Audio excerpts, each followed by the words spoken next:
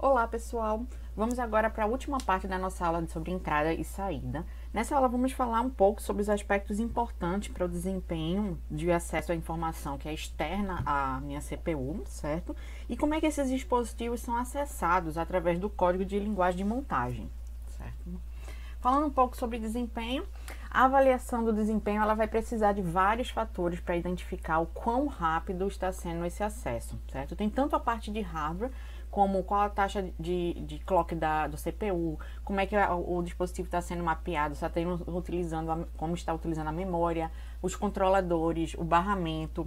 Na parte de software, ele é gerenciado por uma aplicação, como é que a aplicação acessa ele, especialmente como é que o sistema operacional ele trata o acesso a esses dispositivos de entrada e saída, tá? Além do workload, que é a taxa e os padrões de solicitação que vai variar de cada um dos dispositivos, certo? Então, ele vai, basicamente, esse desempenho dos sistemas de I/O, ele vai depender de uma relação custo-benefício entre o tempo de resposta do dispositivo, que isso é variável, né? Depende dele, e o throughput, que é quanto eu consigo de informações ser repassada durante o tempo. E essas restrições do throughput ele podem ser afetadas exatamente pelo uso do barramento, sistema operacional, CPU, entre outros.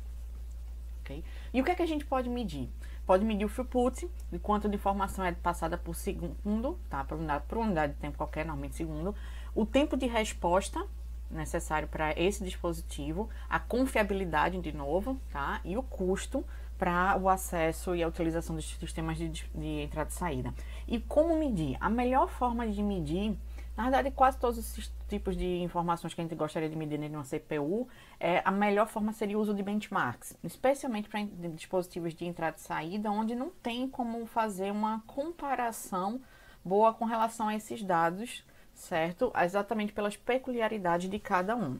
Aqui tem alguns exemplos de benchmarks que são bastante utilizados para isso, como o TPC, o SpecFS, tá? E o SpecWeb.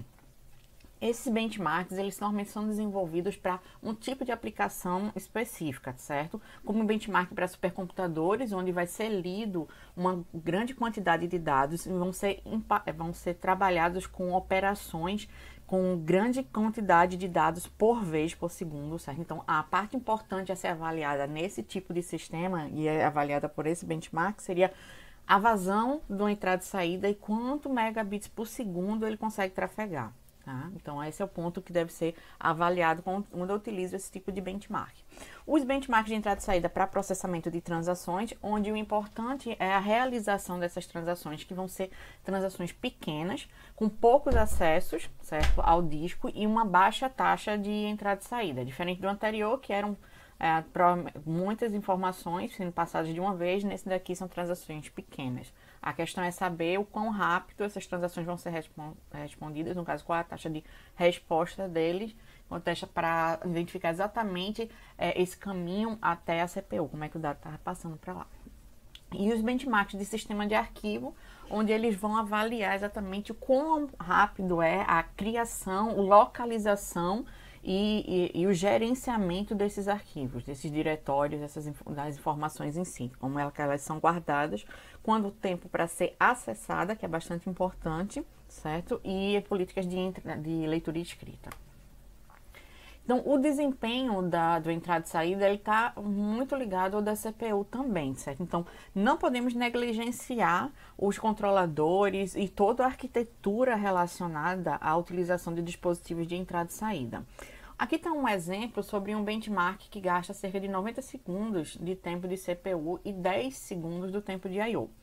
Se eu não melhoro em nada a parte de entrada e saída, não estou falando somente do dispositivo, mas eu não melhoro em nada os controladores, a forma de comunicação, etc., significa que essa minha porcentagem do tempo de execução de entrada e saída, em comparação ao tempo total de execução, ela vai aumentar e ser cada vez mais impactante no tempo total de execução do sistema, certo?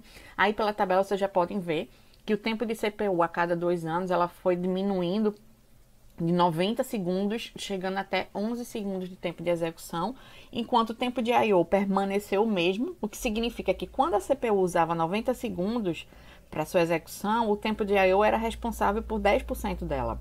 Agora, quando trabalhando com 11 segundos, o tempo de I/O é responsável por 47% do tempo, ok? Então, precisamos olhar e trabalhar melhor com todos os componentes, todos os elementos que compõem o sistema de entrada e saída. Outros aspectos importantes para esse tipo de projeto é saber quais são os requisitos de latência, tá? Qual é o tempo crítico, quanto eu tenho que executar, quanto o tempo de execução do dispositivo e o tempo de resposta do todo o sistema para ele, certo? Como é que está a carga dele, se o sistema está sendo utilizado com outras coisas, com outros componentes, e a carga desse daí ele está impactando de alguma forma, ele está, aquele dispositivo ele usa demais um determinado processador ou o barramento. Então, assim, tem que ser analisado toda essa latência com relação aos dados trafegados por dispositivo, certo? E dos dispositivos como um todo, em geral. E a maximização do throughput de informações, tentando encontrar, de preferência, qual é aquele elo mais fraco, qual é o componente que tem a menor largura de banda e focar nele para melhorar o uso da estrutura e tentar operar com sua largura de banda máxima possível para poder contrabalancear com o tempo de execução, com o throughput dos demais dispositivos, para que esse dispositivo em si, ele não coloque para baixo todos os demais sistemas, certo? E se o sistema está sem carga, uma análise simples, mas porém não é tão eficiente, não suficiente em si, é como esses dados estão sendo utilizados. Então, uma coisa que é interessante é a utilização de filas ou simuladores, tá? Para identificar como é que seria essa entrada e o sistema ele estando cheio, com a carga relativamente elevada, tá? Então, para saber exatamente como a parte do sistema de I/O ela vai se comportar quando eu tiver uma grande quantidade de informações sendo disputadas, sendo repassadas e disputando os outros elementos, certo? E como é que eu acesso essas informações? Como é que eu acesso esses dispositivos de entrada e saída? Eu acesso através de endereços. Então, cada um desses dispositivos ele vai ter um endereço específico para seu acesso, tá? Aqui está uma ordem de endereçamento do MIPS, onde eu utilizo os 16 bits mais significativos do endereço para identificar que é um dispositivo de entrada e saída, e os bits menos significativos são utilizados para identificar, repassar informações de controle e o dado, tá? E o dispositivo em si que vai ser acessado, como por exemplo, se eu estou trabalhando com o endereço 00, no final significa que eu estou tentando pegar informações do teclado. Quando eu acesso o endereço posterior, que é o 04, eu estou acessando o dado repassado pelo teclado. Quando acesso o endereço 8, são os dados de controle do display. O endereço C vai ser onde está os dados do display vão estar armazenados, certo? Esse endereçamento, ele vai ser responsável por identificar qual é a porta que esse meu dispositivo ele vai estar alocado. Lógico que essa porta pode mudar, mas aí o que eu estou fazendo é um referenciamento através da minha memória. Escrevo nessa memória, então o controlador de dispositivos, o controlador de I/O, ele vai identificar uma escrita dentro daquele... vai ser notificado, na verdade, com uma escrita dentro do endereço específico de memória e vai repassar essas informações para o dispositivo e vice-versa, do dispositivo para o CPU. Aqui está um exemplo se eu tivesse uma sequência de instruções de MIPS para tentar pegar informações de um teclado, tá? Então, eu tenho que escrever informações de controle para obtenção de dados do teclado no endereço 0FFFF, tá? Então, eu preciso pegar essa informação desse endereço, certo? Vou colocar essa informação, esse endereço dentro do registrador T0 para acessá-lo. Então, eu acesso a posição 0 desse endereço, que é onde está exatamente o controle do teclado, e tento pegar sempre a informação do dado que vai estar nele, tá? Então, se esse dado que vai estar presente no controle, ele for igual a 0, significa que não tem o dado disponível ainda. Se essa parte de controle está 0, não tem o dado disponível ainda. Se ele tiver diferente disso, significa que o dado já está disponível para ser obtido. Tá? Então, aí onde entra, por exemplo, eu vou pegar onde está definido o idle, que é exatamente quando eu estou lendo essa primeira informação de controle para saber se o dispositivo, qual é o status do dispositivo, certo? Então, lê essa informação, vai fazer um NDE para poder pegar só os bits menos significativos, ok? Aí, no próximo passo, vou checar se o dado que estava nessa linha da memória, ela está igual a 0 ou não. Se ela estiver igual a 0, significa que o dado não está disponível, então ele volta para o idle, tá? Então volta para esse load word aí com T0. Se estiver disponível, pega a informação que está no endereço 4, tá? Então, assim, o próximo endereço dentro dele para colocar em V0, que vai ser o registrador onde vai estar armazenado a saída, o dado que vai ser lido. E se eu quiser ler do display? Como eu mostrei logo nos primeiros slides na programação do display, o endereço mais significativo também é o FFFF, tá? Então vai ser bem semelhante ao anterior, só que a diferença é que o dado de controle vai estar na parte 8, ou seja, eu tenho que ter um deslocamento de 2 endereços aí, 2 áreas de memória. Lembrando que a memória, eu caminho de 4 em 4, já que a minha memória são de 8 bits por linha e os meus dados são de 32, tá?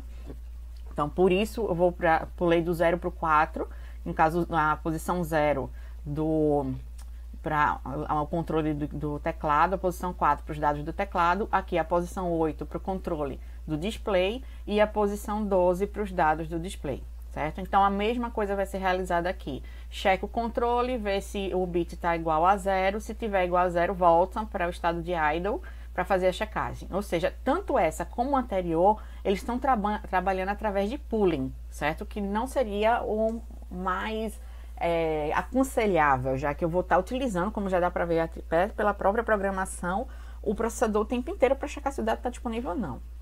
Okay? E se ao invés de utilizar o pooling, eu pudesse utilizar uma entrada e saída programada. Vamos ver a diferença. Se eu considero essa mesma CPU, uma CPU que trabalha com clock de 1 GHz, certo? E que por pooling, ele precisa, para cada ação de pooling, 800 ciclos de clock. Para o teclado ser chamado pelo menos 10 vezes por segundo, qual a porcentagem do tempo eu precisaria? Para isso, eu preciso fazer a multiplicação, não é? Do período do meu clock, já que eu estou dizendo aqui que é de 1 GHz, a frequência dele significa que um ciclo de clock ele vai demorar 1 nanosegundo, tá?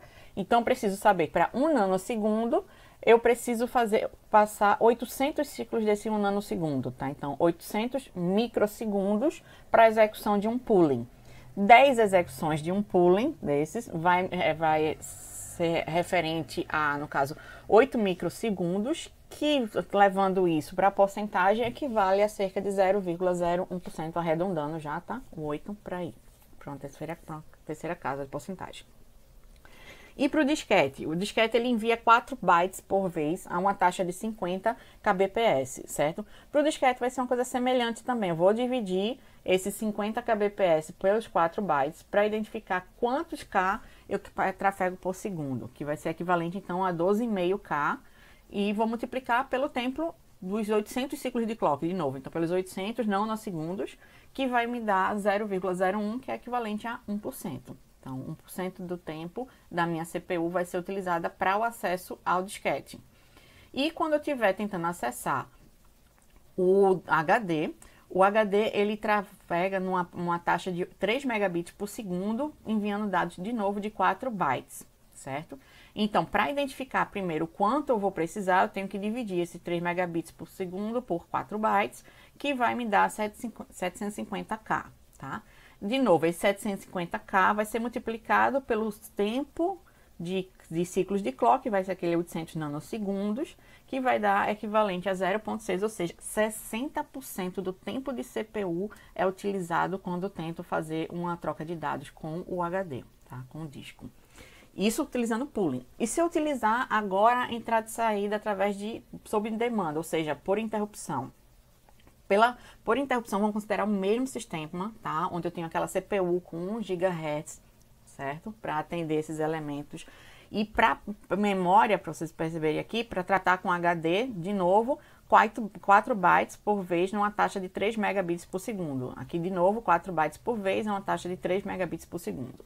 Aqui eu vou considerar que o disco está ativo só por 5% do tempo da CPU. E a sobrecarga de interrupção da CPU em realização da transferência equivale a 1.200 ciclos de clock. Tá? Enquanto no outro eram 800 ciclos, esses são 1.200 ciclos de clock. Então, qual é a fração de tempo da CPU utiliza para conseguir executar essa leitura ou escritas, certo? Então, para esse daqui é a mesma coisa. Eu vou pegar o 3 megabits por segundo, dividir por 4, eu vou chegar àquelas 750k instruções por segundo.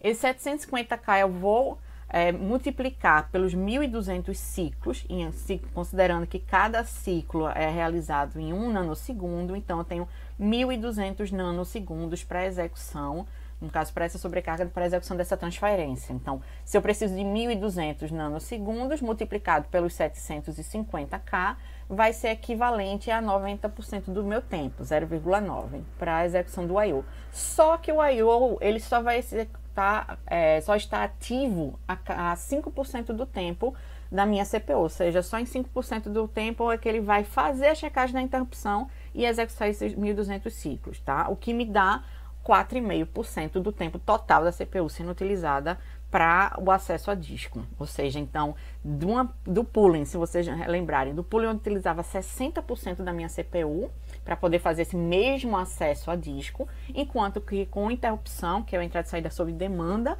ele vai utilizar 4,5% da minha tempo de CPU. Então, a diferença é considerável, ok?